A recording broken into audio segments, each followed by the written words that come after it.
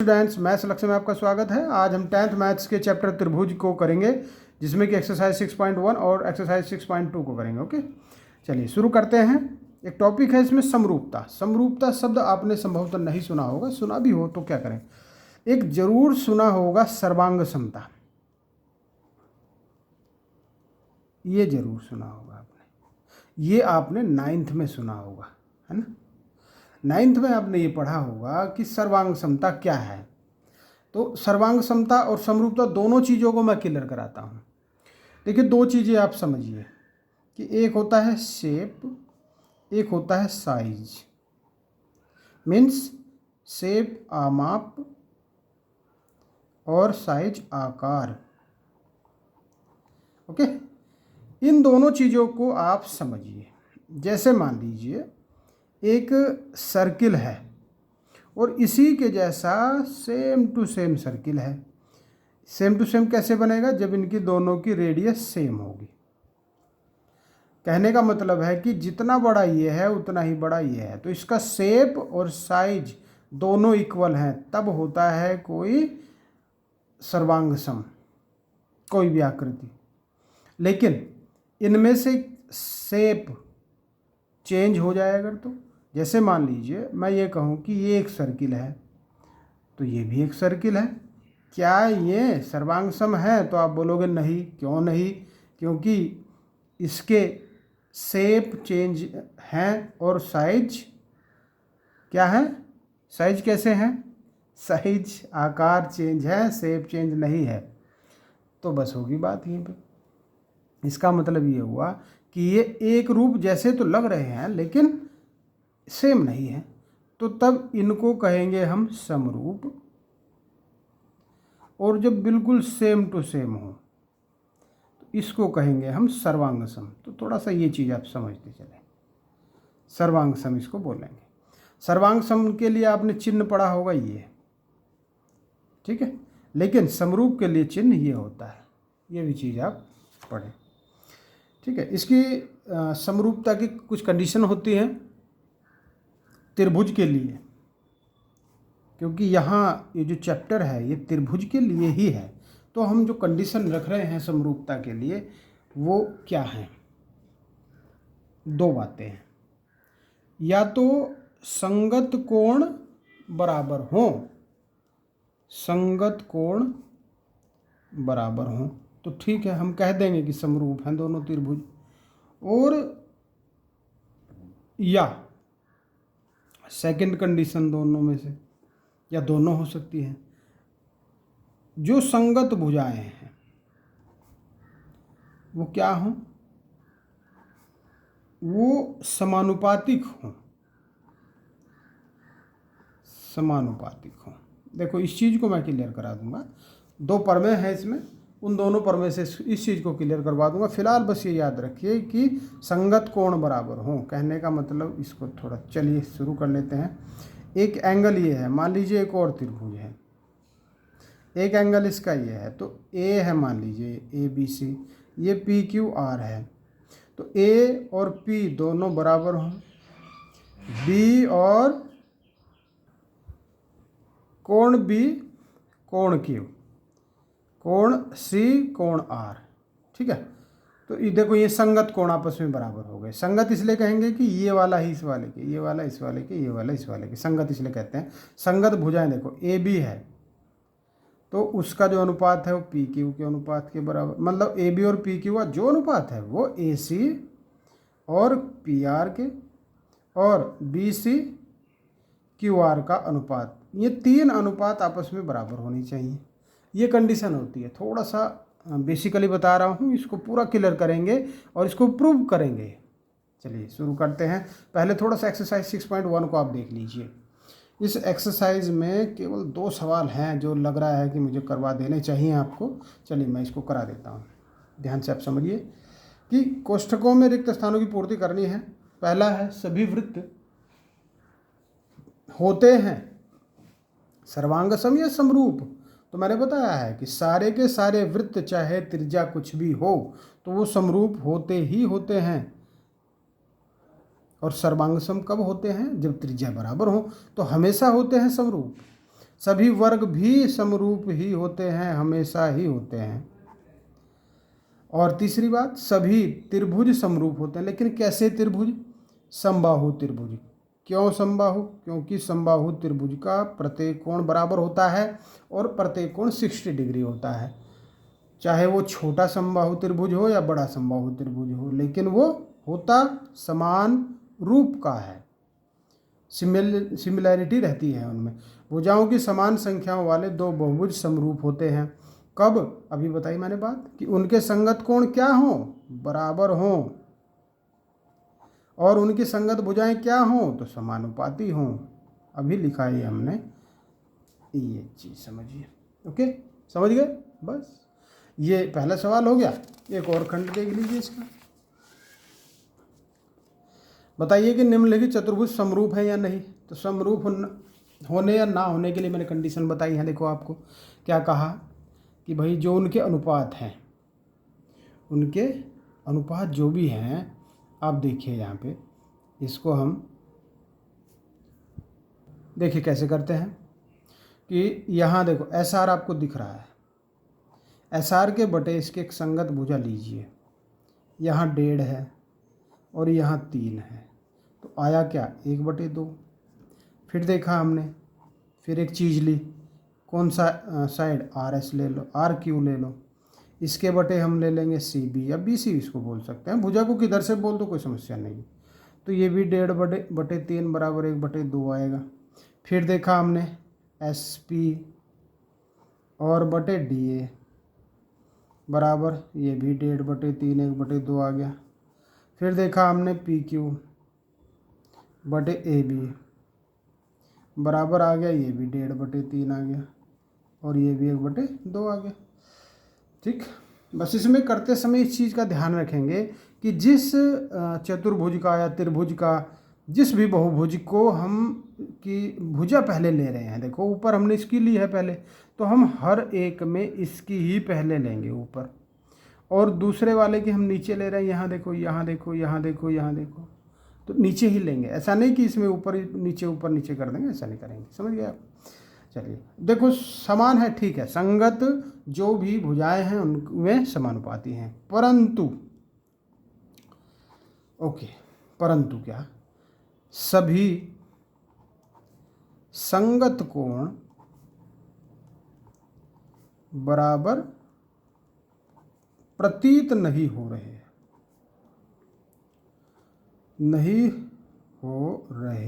हैं।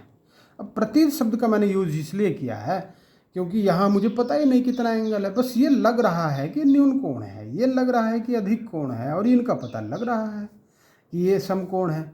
तो ऐसा लग रहा है आपको कि ये 90 है तो ये भी 90 है? नहीं, क्योंकि इसके संगत कौन सा? ये वाला, इसके संगत ये वाला, इसके संगत ये, इसके संगत ये, तो नहीं आपस में बराबर लग रहे हैं। हमें लग रहा है कि नहीं है बराबर।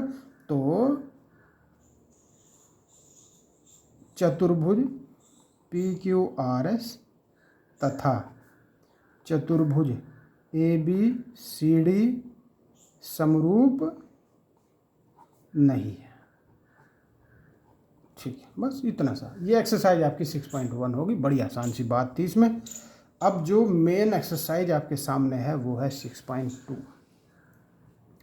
इसमें इस एक्सरसाइज से भी ज़्यादा इसकी जो परमें हैं, थेल्स परमें, जो पहली परमें मैं लिख रहा हूँ, इसको थेल्स परमें भी कहते हैं। थेल्स एक गणितज्ञ थे, उनके नाम पर ये परमें हैं। इसकी उन्होंने उत्पत्ति की, थेल्स प्रमेय।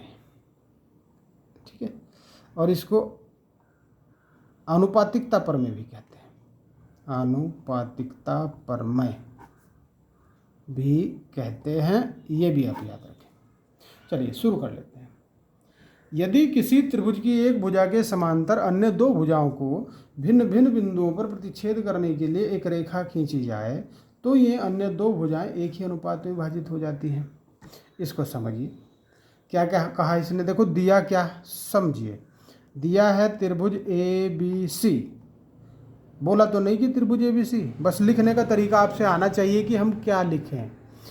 त्रिभुज ए बी सी। फिर और क्या दिया के समांतर अन्य दो भुजाओं को भिन्न भिन्न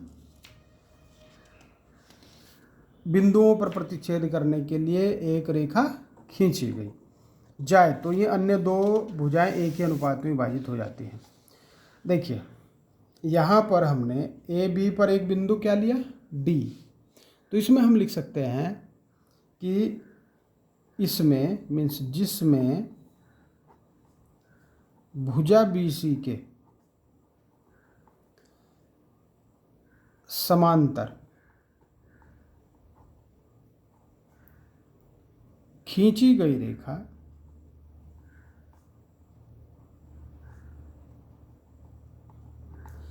अन्य दो भुजाओं, कौन सी भुजाएं, देखो अन्य दो कौन से, AB है और AC है, तो लिख देंगे AB और AC को क्रमशः D और E पर काटती है। काटना शब्द लिख लेते हैं, वैसे तो प्रतिच्छेद करना कहते हैं, लेकिन कोई बात नहीं, काटना भी चल जाएगा। इसके बाद क्या करना है, सिद्ध करना है। मेन चीज़ हमें ये पता होना चाहिए कोई प्रमेय क्या है, क्या उसमें सिद्ध करना है, ये भी चीज़ हमें पता हो तभी तो जाकर हम करेंगे उसको। तो ये अन्य दो भुजाएं एक ही अनुपात में विभाजित हो जाती हैं। इसका मतलब ये हुआ कि AD और DB, देखो ये जो भुजा है इसके दो खंड हो गए, एक तो हो गया AD, एक हो गया DB। तो जो इसका अनुपात है क्या वो संगत जो दूसरी भुजा ने बची कौन सी, AE और EC, क्या इसके अनुपात के बराबर होगा। इसको ऐसे करके भी लिख सकते हैं, AD बटे अनुपात की जगह DB बराबर AE बटे EC, ऐसे भी इसको लिख सकते हैं। अब हमें और क्या काम करना है, तो एक रचना करनी पड़ेगी। इसको करने के लिए क्या रचना है वो देखिए,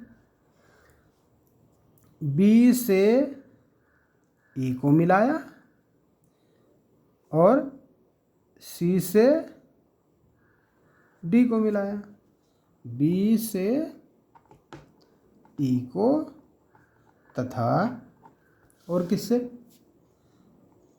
C को D से मिलाया, या मिलाते हुए रेखाखंड खींचा ऐसे कह सकते हैं, मिलाया।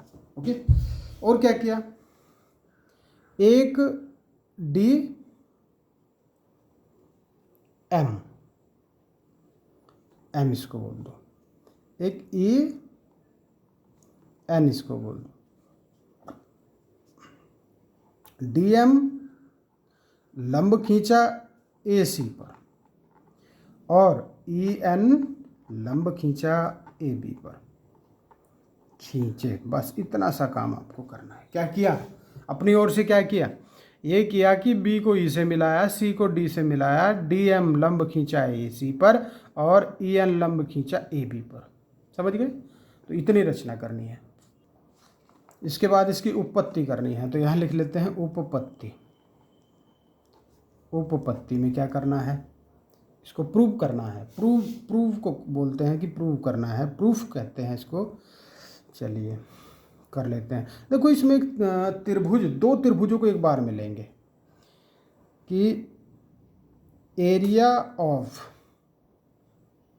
ADE, ADE का मतलब है यहाँ किसी त्रिभुज से, कौन सा त्रिभुज, देखो जरा, ADE, इसका एरिया मैं निकाल रहा हूँ।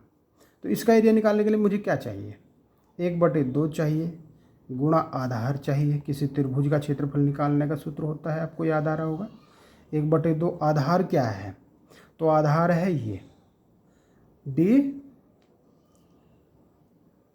AD, बिल्कुल AD है। और दूसरी है ऊंचाई, ऊंचाई हम इसको कहेंगे EN को। दूसरी बात एक और ले लो, एक BDE, इसी पर देखो यहाँ, एक तो लिया ADE, एक लो BDE, इसका भी बिल्कुल इसी प्रकार से बन जाएगा। BDE में लंब तो क्या बनेगा, आधार क्या बना देखो, BD या D भी बोल सकते हैं, और ऊंचाई इसकी भी EN बनेगी। अगर हम इन दोनों को एक दूसरे से भाग कर दें कि area of ADE upon area of BDE, तो देखो क्या प्राप्त हो जाएगा। प्राप्त ये होगा कि ऊपर वाला ऊपर आ जाएगा इधर वाले हिस्से, और नीचे वाला नीचे। लाभ कुछ होगा इससे? हाँ तो बिल्कुल होगा, क्यों नहीं होगा, क्योंकि जो हमें चाहिए वो मिल रहा है। एक साइड मिल गई देखो, AD बटे DB, एक साइड हमें प्राप्त हो चुकी है। कौन सी वाली साइड? ये वाली देखो, AD बटे DB। दूसरी फिर चाहिए AE और EC। तो देखिए AE और EC किस में आएंगे, AE और EC। AE तो फिर ADE में आ जाएगा, बिल्कुल आ गया देखो। AE तो फिर आ गया इसमें, लेकिन EC किस में आएगा, CDE त्रिभुज में आएगा। बस ये चीज़ समझिए आप, दिख रहा है ना ठीक ठीक से, त्रिभुज CDE और ADE में फिर AE आ जाएगा। तो दोबारा फिर इसी काम को करेंगे हम कि पुनः एरिया ऑफ ADE। अब दोबारा से फिर क्या एरिया अलग तरीके से निकल जाएगा? हाँ बिल्कुल निकल जाएगा, क्यों नहीं निकलेगा। एक काम करते हैं ना, इस बार आधार हम AE को मान लेते हैं, इस बार हम AE को आधार मान लेते हैं। यहाँ देखिए AE को, और ऊंचाई किसको मानेंगे इस बार, EN को मानेंगे। बस ये चीज़ समझिए आप, इस बार ADE पहले किसको माना था, EN को, ठीक है, और हो गया बस। इस बार DM को मान लो, अगर हम शुरू में DM मान लो तो इस बार EN को मान लो, कोई दिक्कत नहीं है। बटे इसको देखिए क्या करेंगे, इसको आधार क्या है, आधार है EC। दूसरा कौन सा त्रिभुज ले रहा हूँ मैं, दूसरा मैं ले रहा हूँ CDE। इसका भी वही काम कर दिया हमने, EC और ये हो जाएगा DM। इसका आधार भी, इसकी जो ऊंचाई है वो भी DM हो जाएगी। अब किसको क्या करेंगे, EC AE और EC, DM से DM, ये जो सिमिलर है वो काटे नहीं, जो दूसरे हैं वो काट, ये कटेगा। काटने के चक्कर में जल्दी कर दिए हैं, कोई बात नहीं, तुम मत करना ना।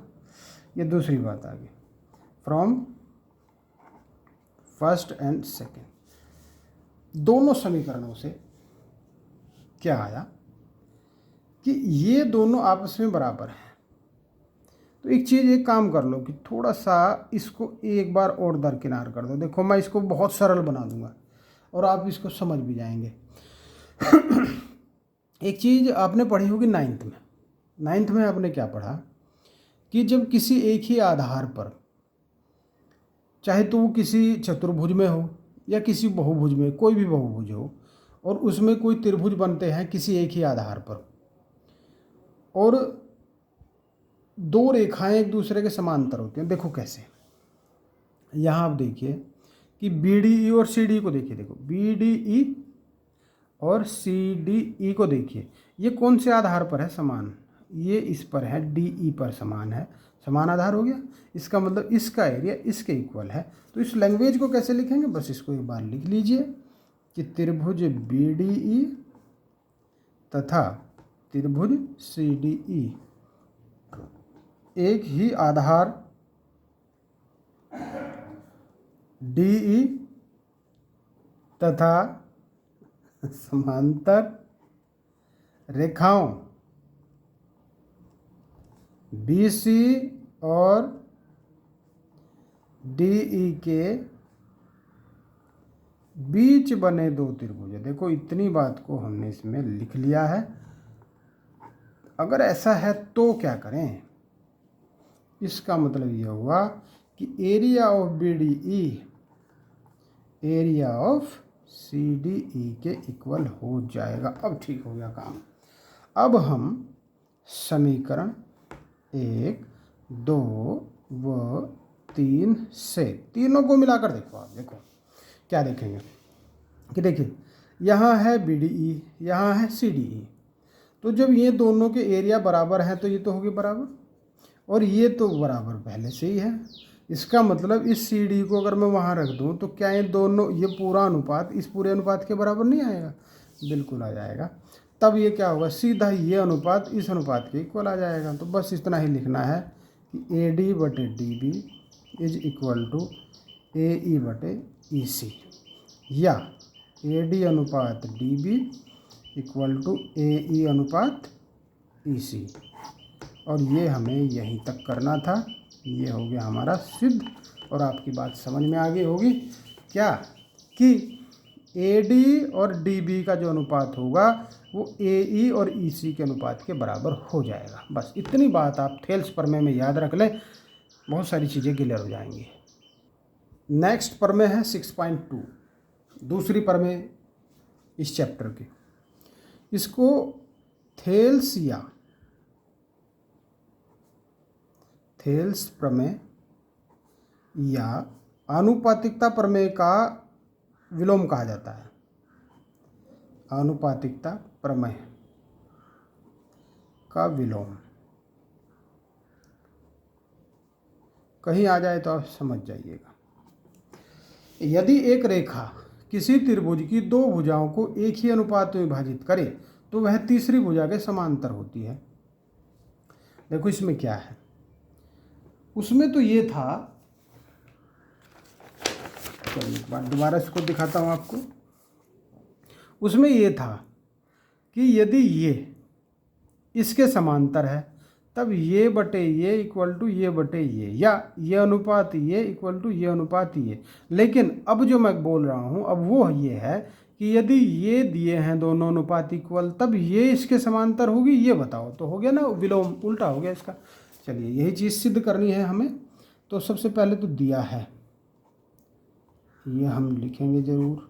दिया है क्या कि AD और DB का जो अनुपात है वो AE और EC के अनुपात के इक्वल है, या इसको ऐसा लिख सकते हैं कि AD/DB और बराबर AE/EC के। ओके, सिद्ध करना है क्या, दूसरी बात सिद्ध करना है, सिद्ध ये करना है कि ये जो DE है ये BC के समांतर है, ये सिद्ध करना है। छोटी सी बात, समझ गए? वहाँ ये सिद्ध करना था, ये दिया था। अब एक रचना भी हमें इसमें करनी है। रचना है कि DE' समांतर BC खींचा या खींची, ऐसे कह सकते हो। बस इतना सा काम करना और कुछ नहीं। उपपत्ति है, देखो हम ऐसा हमने किया क्यों, आप इसको यहाँ पे समझ जाइए। इसलिए किया कि हम ये सिद्ध कर देंगे कि जो DE' है वही DE ही है। कहने का मतलब कि ये लाइन इसके जस्ट ऊपर से गुजर रही है, जिसको हम संपाती कहते हैं। अगर ऐसा है तो ठीक है, ओके, बन गई बात कि DE BC बन जाएगा। देखो क्योंकि इसके आधार पर देखो समझिए,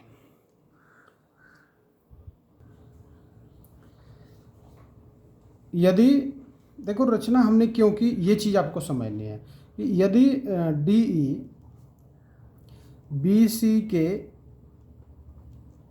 समांतर नहीं है, देखो हम ऐसा मान रहे हैं फिलहाल कि इसके समांतर नहीं है, तो DE' समांतर BC है, ऐसा हमने माना यदि करके। अब इसके अकॉर्डिंग क्या हुआ कि यदि ऐसा है DE' है तो क्यों ना AD, वही थेल्स प्रमेय के अकॉर्डिंग, वो जो पिछली वाली प्रमेय थी कि AD और DB इक्वल टू होगा AE'/EC, होना चाहिए ना, बिल्कुल। तब इसको ऐसे करके लिख सकते हैं कि AD/DB का अनुपात AE'/EC के समानुपाती होगा। परंतु वो तो दिया है उसने पहले से ही कि AD और DB का जो अनुपात है वो AE और EC के अनुपात के तो बराबर है। इसका मतलब ये बराबर हैं, इसका ये अर्थ हुआ कि जो बिंदु E और E डैश हैं, E और E डैश वो क्या है, संपाती हैं। संपाती क्यों हुए, क्योंकि ये जब इक्वल है तो इसका मतलब ये तो ऑल इक्वल हो गए। AE और AE डैश तो एक हो गया, इसका मतलब संपाती है। अतः DE समांतर है BC के, और यही हमें चाहिए था। बस इतनी सी बात है, बहुत आसान सी। ऐसा करके माना कि भाई एक DE डैश जो है वो समांतर BC के है, हमने खींच लिया, ओके ठीक है, इसके अकॉर्डिंग ये बनी बात। लेकिन ये तो इसने पहले से दिया है तो ठीक है, अगर ये ऐसा है बराबर हैं तो भाई संपाती हो गए, संपाती हो गए तो ये समांतर हो गया। ओके, अब एक्सरसाइज 6.2 को शुरू कर लेते हैं। इसमें पहला प्रश्न है, चित्र में DE समांतर BC के है। चित्र फर्स्ट में EC और चित्र सेकंड में AD ज्ञात कीजिए। देखो AD, DB, AE और EC ये है, अलग अलग से इसको हल कर लेते हैं। अकॉर्डिंग टू थेल्स प्रमेय या आनुपातिकता प्रमेय से, पहले ही लिख लो, आनुपातिकता प्रमेय से। आनुपातिकता प्रमेय ये कह रही है कि जब किसी त्रिभुज की दो भुजाएं, किसी त्रिभुज के अंदर इस प्रकार से कोई भुजा हो कि वे दोनों समांतर हों, तब वहाँ से जो दो त्रिभुज बने उनकी संगत भुजाओं का अनुपात आपस में बराबर होगा। तो क्या होगा, AD बटे DB AE बटे EC के इक्वल होगा। ठीक, और बस इतनी सी बात में 4 में से हमें 3 चीज़ें पता है, चौथी पूछी है। AD 1.5, DB 3, ये है 1, EC हमें नहीं पता, ज्ञात करना है, सेम लिख दिया। तब EC इक्वल टू इधर से 3 बटे 1.5, 2 आ जाएगा। EC equal to 2 centimetre. अब इधर आ जाओ, फिर एक बार लिखो आनुपातिकता प्रमेय। आनुपातिकता प्रमेय से यहाँ भी देखो, AD बटे DB और AE बटे EC। AD नहीं पता इस बार, ये ज्ञात करना है। ये पता है 7.2, AE पता है, हाँ पता है 1.8, EC भी पता है। AD इक्वल टू, बल्कि तो इसको काट दो, 18×3 = 54 हो जाएगा, 1/3 गुणा ये ऊपर पहुंच जाएगा, 3 से इसको भी काटो, 3 दूनी 6, 3 चौकी 12।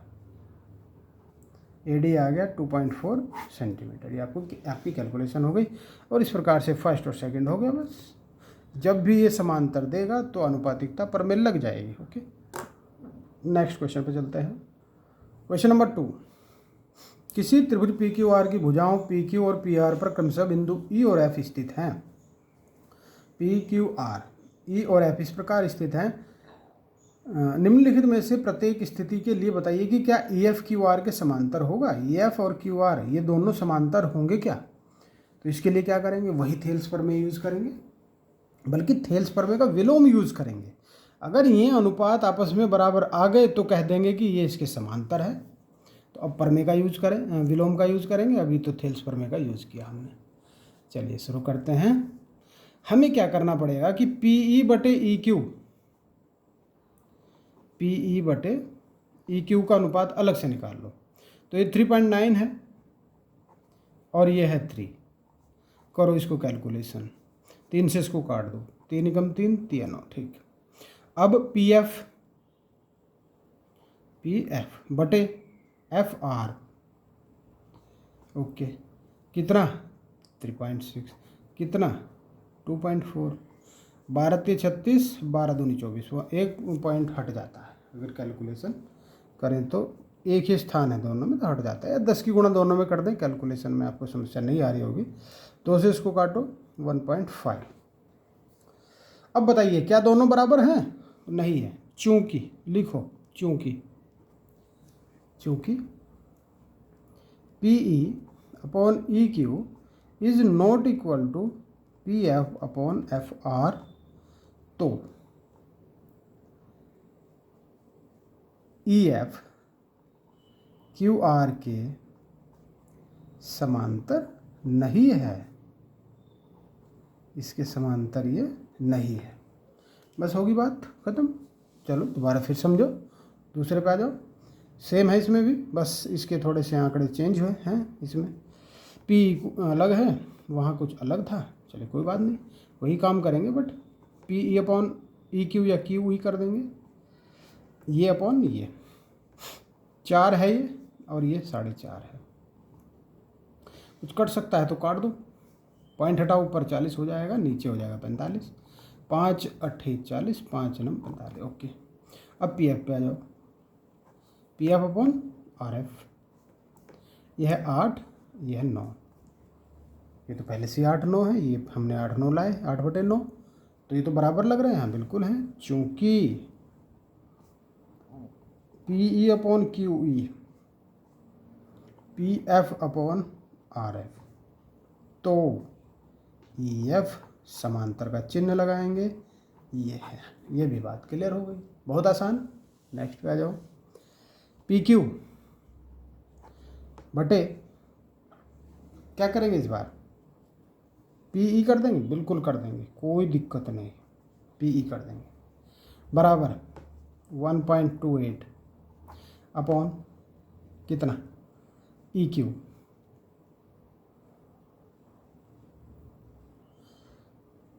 पी ई क्यू नहीं, पी ई 0.18 कर दो, 128/18 आ जाएगा। और कर सकते हैं, और भी कर दो, 2 से कट जाएगा, 2 से 64 और ये 2 से 9। बस इतना छोड़ो, इसके बाद देखते हैं। चलिए फिर देखेंगे इधर, पी आर दे रखा है, बिल्कुल पी आर दे रखा है, और पी एफ दे रखा है, ठीक है, ये भी चल जाएगा। तो ये है 2.56 और ये है 0.36। चलिए 2 स्थान हटा लीजिए, हट गए। अब किससे काटेंगे, अब किससे काटेंगे, 4 से, बिल्कुल 4 9 36, और ऊपर वाला भी 64 आ जाएगा। ये तो ये भी बराबर आ गए। तो देखो, चूँकि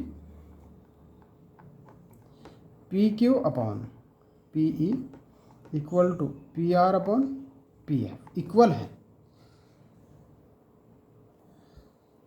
तो एक चीज़ हम यहाँ कर सकते हैं। देखो, दोनों में से एक घटा दो, दोनों ओर। देखो, इसको थोड़ा सा क्लियर करा रहा हूँ, वैसे तो ये भी बन जाता है, लेकिन -1 कराने से थोड़ी सी और बात बन जाएगी।